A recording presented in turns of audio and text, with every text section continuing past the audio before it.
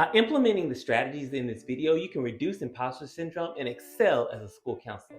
Start with year one, set your realistic goals, and start there. And then once you get the ball rolling, then once you get comfortable, you can start doing other things. Know that you're not going to be able to do everything all at once. Sometimes it takes time. But when we get in the mindset feeling that we have to do everything all at once, it can become overwhelming, and we look at other people and see that they're doing everything, and that may not be realistic for you. Start where you can and grow where you can.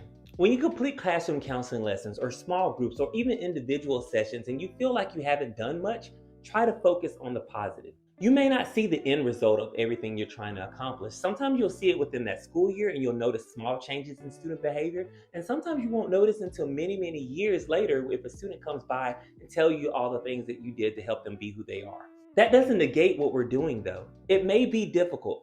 And you may want to look at other school counselors who are doing other things and think that you can do all the same things that they're doing, or you feel like you're a failure.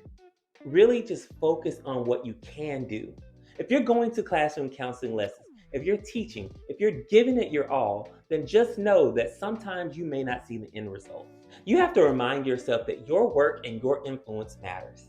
One thing that I like to do for myself is getting 1% better every time that I go to work. Whether that looks like improving on a classroom lesson, or learning new strategies, or learning from my mistakes, all of those things will help you become a better school counselor and will also help you so that you don't compare yourself to other people. Remember your qualifications, training, and your experience. You are hired for a reason. There's something that you have, a quality, a special ability, creativity, something that only you can bring to that school. And it's also important to celebrate your accomplishments. Go to Walmart or Target or somewhere and get a mason jar and keep it in your office. At the end of the day, on a sticky note, write out one small win or something that you accomplished within that day. Fold it up and put it in that jar. And every time that you get low or you have one of those bad days, open that jar, read one of those sticky notes, and remember who you are and what you contribute to the school. You can also keep a binder and store all of the notes, the coloring pages, and drawings that students, staff, and families give you over the years. All the things that remind you of who you are and what you've done for them. And then look at them when you get a chance. Reminding yourself of these things can give you a complete boost of confidence. Stay updated on the latest trends in school counseling. Attend professional development sessions. Go to conferences if you can afford it, or get your school to pay for it. And if you can't do either of those things, attend webinars. They're free most times. Or join Facebook groups. Network, ask questions, share your concerns, get ideas from other people who are experiencing the similar things that you are.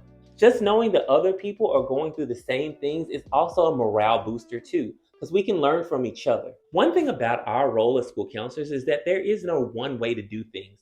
So it's important to get perspective from other school counselors and other educators. Treat yourself with the same empathy and compassion that we encourage students to share. In other words, don't be too hard on yourself. When you make a mistake or you don't know how to do something, be sure to ask questions.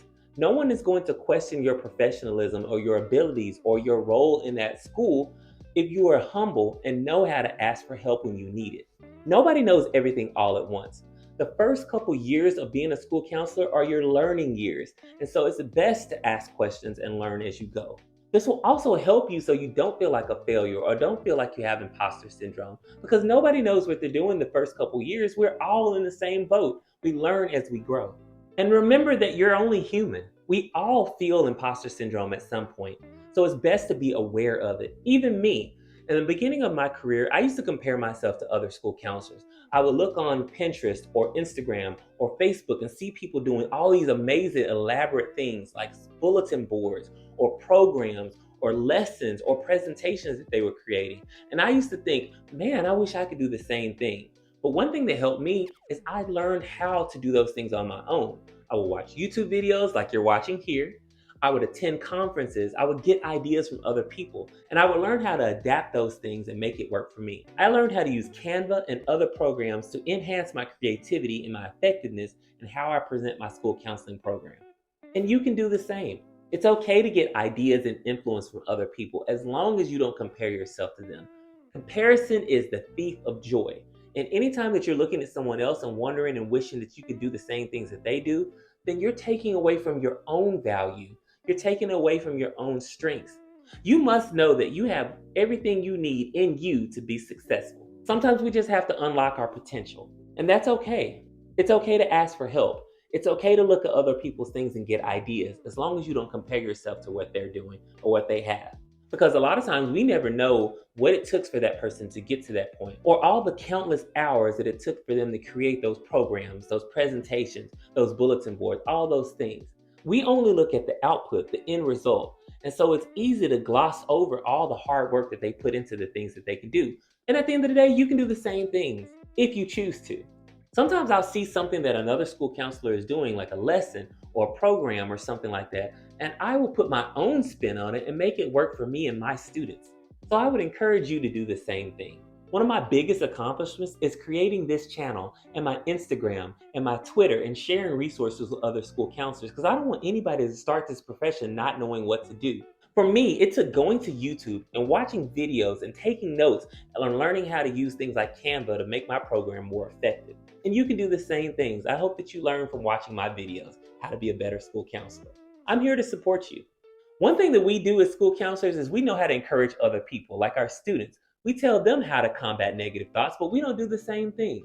One thing that you can do that's easy is create positive affirmations to combat your negative thoughts. Anytime one of those negative thoughts creeps in your mind, read one of your positive affirmations. What I have done is I went on Canva and I created me a simple poster and I put it on my wall. And it tells me some positive affirmations like I am intelligent, I am capable, I am creative, I am motivated, all those things. And I look at that anytime that I feel like I'm low. Repeat this as needed and it will increase your confidence, your self-esteem, and your value as a school counselor and a professional. And embrace a growth mindset. Understand that learning and development is an ongoing process, and nobody has all the answers.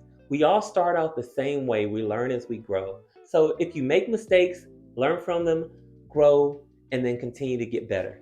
And don't be too hard on yourself.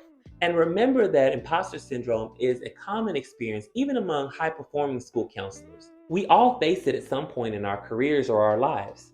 But it's essential to work on building skills for self-confidence and self-compassion to overcome imposter syndrome. And you can do it. And if you haven't done so already, join my Facebook group, The Learning Lab. I share resources, ideas, and you can network with other school counselors.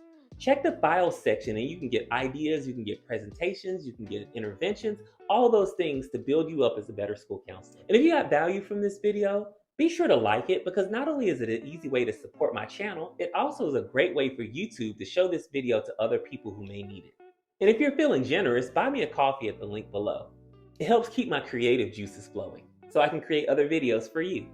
And while you're at it, be sure to watch this video that YouTube recommends for you. They know what you like.